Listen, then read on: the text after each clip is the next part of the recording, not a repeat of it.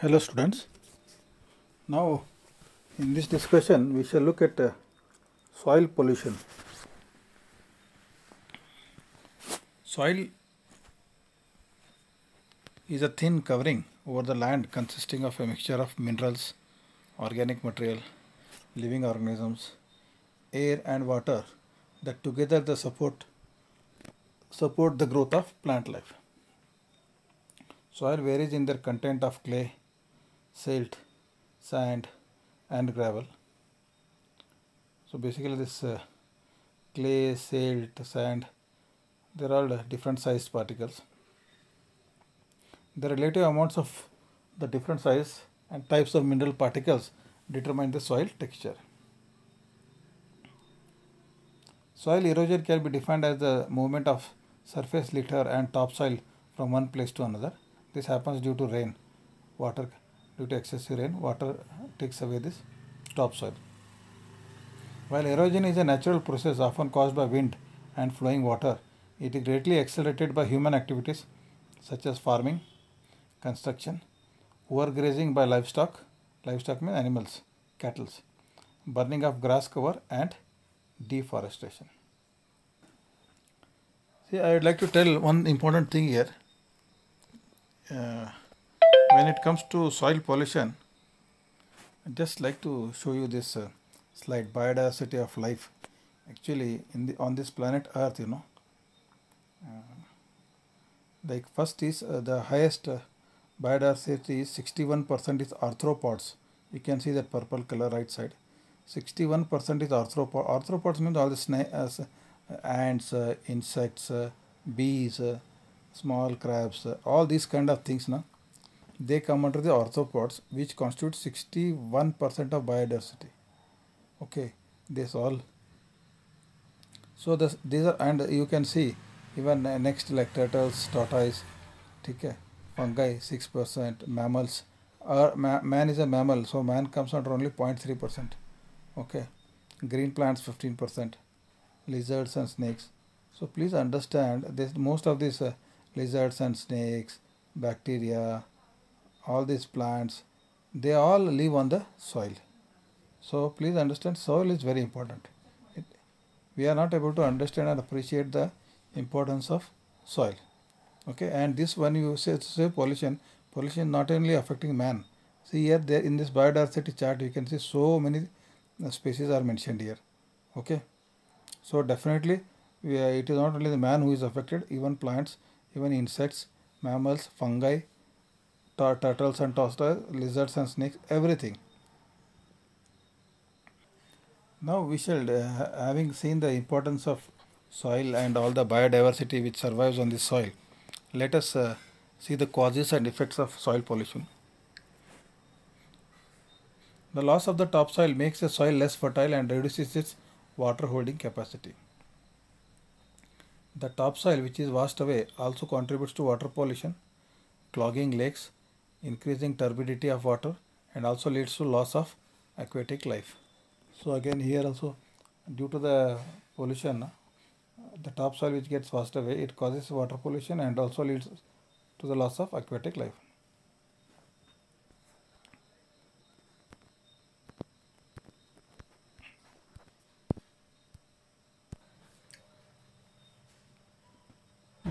The first important cause is industrial activity.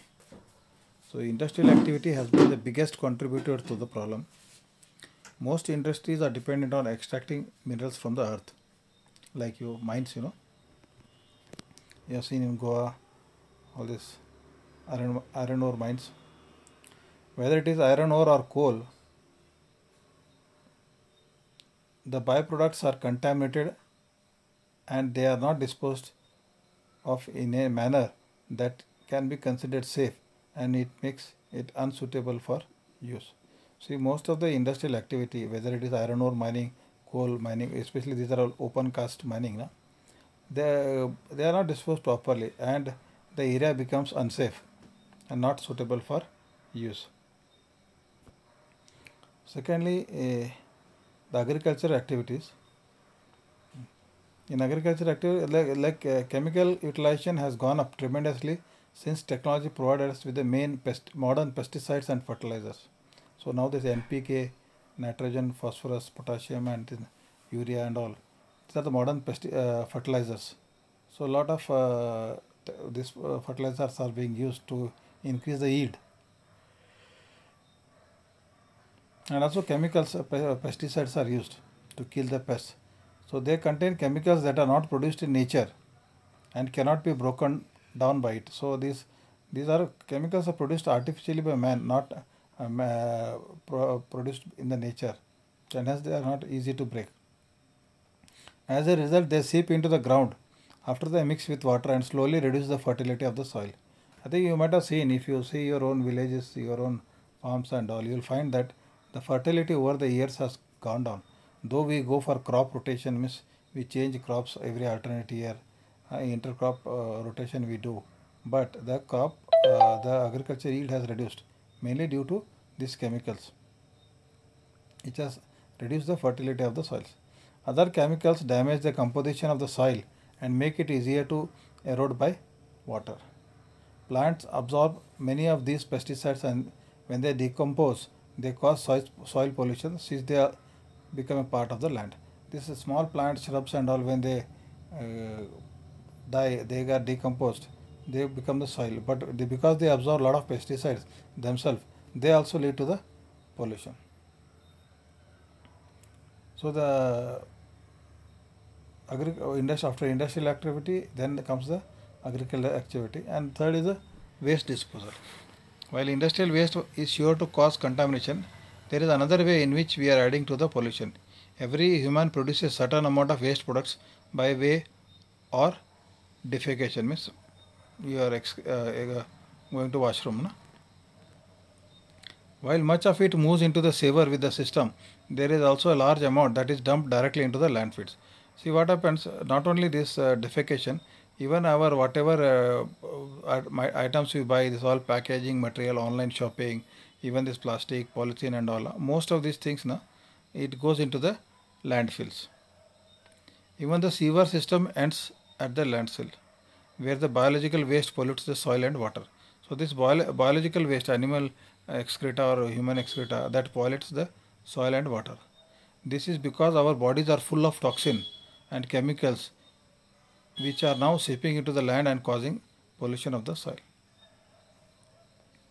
So most of the things which use, they use a lot of toxins and chemicals, and now they are seeping into the land and causing the soil pollution. Then we have got oil spills actually. Oil when it leaks, oils and chemicals when they leak, whether it is in storage or transportation, this also contaminates the soil, as well as it can enter the groundwater and make the water unsafe for human consumption. And you also have acid rain, as we have seen, oxides of carbon, oxides of nitrogen, oxides of sulfur, when they go up, mix with the rain, they fall down as carbonic acid, sulfuric acid and nitric acid. So this acid rain is caused by pollutants present in the air, mixes up with the rain and returns onto the ground. The polluted water could dissolve away some of the important nutrients found in the soil and change the structure of the soil. Please understand, we are not only talking about the fertility of the soil, but also the soil is protecting our flora and fauna. So they are very important component in this biodiversity. Now what are the control measures for soil pollution? Let us see, and erosion also, not only pollution but also soil erosion. So one is area treatment, which includes treating of the land, and second is drainage line treatment, which involves treating the natural water resources. So nowadays, if you have seen, continuous contour trenches can be used to enhance filtration of the water, reduce the runoffs and check soil erosion. So normally this water during rains, that runoff water, that can be checked by making contour trenches, so that that water will not enter your area, only it will go out from the surroundings and it will avoid the soil erosion. This is done in villages basically. It allows shallow trenches. It involves shallow trenches dug across the slope of the land and along the contour lines, basically for the purpose of soil and water conservation. They are most effective on gentle slopes and in areas of low to medium rainfall. So as I said, wherever there is rainfall and you find that there is a slight slope and all and contours, so that when the rain falls, it flows and it may take away the topsoil. To avoid that, there is small like you call gutter like trenches which are dug so that the water goes away and it doesn't take away the topsoil. Then live check dams with barriers created by planting grass, shrubs and trees across the gullies can also be used for this purpose. See, I have seen, I don't know whether you have seen when you go from Karwar, Ankola to Kumta and even in Goa, now the new highways have come, na, 4 laning and all they have done. So that that land has been excavated. So you can see the vertical huge land is there and they have made the passage in between. So but the land, this earth will fall. So the soil will fall. That is why they have planted grass actually. They have planted grass, shrubs. So that these roots of the plants and shrubs, they will hold the mud and the topsoil will not be carried away. A bund constructed out of stones across the stream can also be used for conserving soil and water. So normally in villages again,